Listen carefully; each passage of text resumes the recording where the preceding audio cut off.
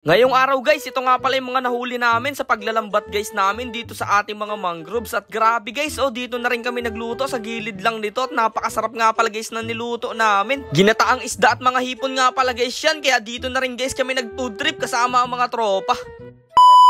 So what's up mga kanapadaan lang. So for today's video nga guys, tinanghali kami ng gising ng mga tropa ko. At ngayong araw nga pala guys, dahil wala kaming pang ulam sa aming mga kanya-kanyang bahay, naisipan naming manghuli dito sa mangroves. Kung mapapansin nyo guys, kasama natin itong mga kaibigan natin. Kasi guys, yung gagawin natin ay medyo mahirap. Maghihila guys tayo ng lambat ay medyo guys mabigat yun. Hindi namin kayang dalawa ni Dugong yun, kaya nagsama kami. At grabe tuwan-tuwa rin yung mga tropa ko dyan. Kasi nakita na naman sila dito sa camera at sa vlog natin. Napaganda rin nga pala guys ng klima ngayon. Talagang okay na okay para mag-adventure na naman tayo dito sa ating lugar kung saan tayo lagi pumupunta. At kasama rin nga pala guys natin ngayong araw itong tatay ko kasi siya daw magtuturo ng timaan kung saan marami kaming mahuhuli. At buti na lang guys, medyo mabait at hindi masungit itong bangka nating si Mimo ngayong araw kasi pinayagan niya guys sumakay yung ibang kaibigan natin dito. Medyo nagtatampo kasi yan guys pag marami nakasakay sa kanya. Gusto niya kaming dalawa lang ni Dugong palagi. Pag pa naman guys yan nagtampo, talagang hindi siya umaandar. Talagang pagsasagwanin tayo niyan hanggang doon sa malayo nating pupuntahan. At dito nga guys, ginawa pa namin ni Dugong yung trending na TikTok. Ayan guys, nilapitan ko hanggang may tiwata na sa pagdilat ko. Ang galing. Grabe, ang pogi naman ng tropa natin dyan. Tapos ayun na nga guys, pagkasakay nga guys namin ng lambat na gagamitin natin dito sa panghuli ng isda, pupunta na rin guys tayo dun sa spot. Grabe, saludo talaga ako sa katulad namin ni Dugong na mga isda. Talagang kahit mainit ang araw ay dumidiskarte para lang magkaroon ng pera para sa pamilya. Alam nyo guys, may i-share lang ako habang nagbabiyahe tayo. Sobrang dami guys naninira sa aming tao. Talagang pinipilit nilang sirain yung samahan namin ni Dugong at gusto nila kaming paghiwalayin. Ang hindi ko lang guys talaga maintindihan guys, kasi nung una, nung hindi pa kami sikat ni Dugong dito sa buhay vlogging, siya talagang walang pumapansin sa amin at walang nakikialam. Dumating pa nga guys sa point na tinatawanan na kami ng mga tao na ilang taon na daw kami nagbablog wala pa rin kami napapala. Pero ang nakakapagtaka lang guys ngayong medyo kumikita na kami ni Dugong at nakikilala na kami ng mga tao, gusto naman guys nila kami sirain at pag-awayin kami ni Dugong. Kung ano-ano talaga guys yung mga bagay na sinasabi nila. Dapat nga guys hindi nila kami kainggitan, bagkus guys maging inspirasyon kami sa bawat isa sa kanila. Kasi guys kitang-kita naman nila kung ano yung pinagdaanan namin dito sa buhay vlogging. Talagang sobrang hirap at dugo at pawis din yung binuwis namin. Pero kahit ano talaga guys ang gawin mo dito sa mundong to, talagang may masasabi at may masasabi pa rin sa iyo yung ibang tao. Pero siguro guys, hayaan na lang natin sila kung doon sila masaya sa mga ganong klase ng pamumuhay.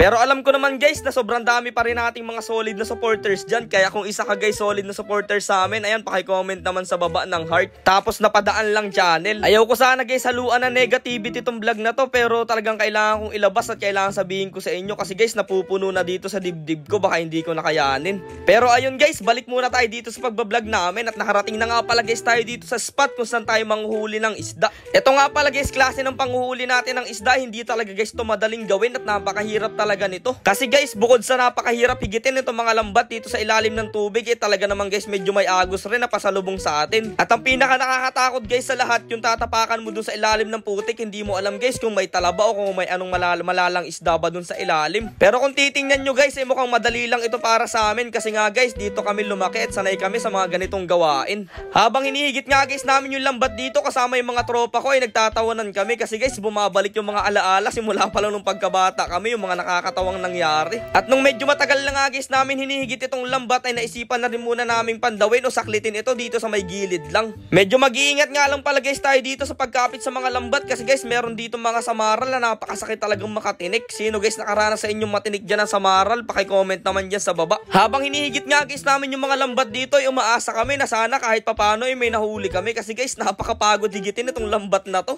Nga pala guys yung una saklit natin. Tara, tingnan natin kung ano mga nahuli natin dito sa lambat. Takay. Tulong.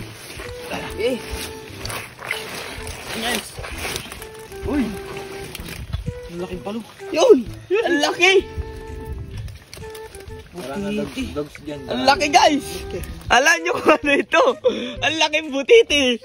Parang basketball na bola. Ano? Ayan. Ano nakawala? Ano? Nandun no. Buti na lang guys, kahit papano hindi tayo binigo dito sa unang saklit natin ng lambat. At ito nga guys, napakarami nating nahuli mga hipon swahe at mga isdang palo guys dito na napakalalaki pa talaga. May nahuli rin nga pala guys kami ditong 2 pirasong butete na malalaki. Tapos ito naman guys, ang isda na to kung tawagin dito sa lugar namin ay managat, kasi guys nangangagat talaga yung isdang yan. May lapu-lapu rin nga pala guys maliit dito at ibabalik na lang muna natin siya dyan sa tubig. Ito yung mga nahuli natin, isang hila lang natin, dumiskarte lang talaga tayo ng ipo-food trip natin. Ayan o. Yan yung mga nahuli natin guys. Napakarami. Samaral, palo, hipon. Ayun, ang dami na guys nating nahuli mga hipong swahe guys. Isang hila lang natin, talagang napakarami. Tara, samahan nyo na kami guys, dogs. Lulutuin na namin to. Let's go. At dahil nga guys, nagugutom na rin daw itong mga tropa ko, ay naisipan muna namin magluto dito sa may gilid. At sakto naman guys na nakahuli na rin tayo ng pang-ulam natin. Pinalinisan ko nga lang guys dito sa mga tropa natin itong mga nahuli nating isda. At grabe guys, napakalalaki at napakatataba niyan. At meron din guys mga hipong swahe na nahuli tayo. Dito na nga lang pala guys kami nagluto sa may gilid lang kung saan tayo nahuli nitong mga isda. Tumabi lang guys kami dito sa may gilid ng mga mangroves kasi napakaganda rin naman ang spot dito. Ito nga pala guys mga kasama nating tropa na to, hindi nyo lang guys sila nakikita pero lagi nating kasama yan sa pagbablog namin ni Dugong. Sila guys yung tumutulong sa atin dito sa likod ng camera. Tapos ayun, mag-i-start na nga pala guys tayong magluto. Ginataan nga pala guys ang lulutuin natin, kaya naglagay na ako dyan guys ng coconut milk. Ayun English yun Syempre guys, ilalagay na rin natin dyan yung onion tsaka yung garlic. Ayun English na naman tapos konting salt. Ayun asin lang yun. Syempre guys, pag nailagay na natin yung mga rekado, ang pangalawang second step natin gagawin na ilalagay na guys natin itong mga fresh na isda na nahuli natin. Nakakatuwa lang talaga guys, talagang marami rin kami nahuling mga hipong swahe dito. Napakasarap pa naman guys nitong i-food trip talaga. Iintayin na nga lang pala guys natin kumuluto at mamaya-maya okay na rin yan. At kitang-kita nyo naman guys na nagugutom na rin guys yung mga tropa natin, kaya pinalaksan ko na rin sa kanila yung apoy ng niluluto dito. Makalipas nga lang guys ang ilang minuto, grabe kumukulo-kulo na at luto na at medyo mapupula na guys itong mga hipon dito na nakasalang sa ating lutuan. Ayun guys, magdadasal muna tayo. Lord, marami po salamat sa mga biyaya namin natatanggap palagi. At Lord, salamat po sa pag-iingat palagi dito sa pagbablog namin. At sana Lord, marayo pa ang pagsamahan namin magtotropa at itong aming page. Sa inyo Lord, ang pinakamataas sa papurit pa salamat sa pangalan Lord. Amen. Amen. Amen. Tara guys, kain na, let's go. Eto na, kain na tayo. Kain. Dogs hipon Tingnan nyo guys, yan yung laman ng samaral Fresh na fresh yan guys. Dito lang natin nahuli yan kung saan tayo kumakain. Kain. Stop. Wow, ang laking palo yung toast Stop. So yun guys mga hipon natin fresh sarap nito.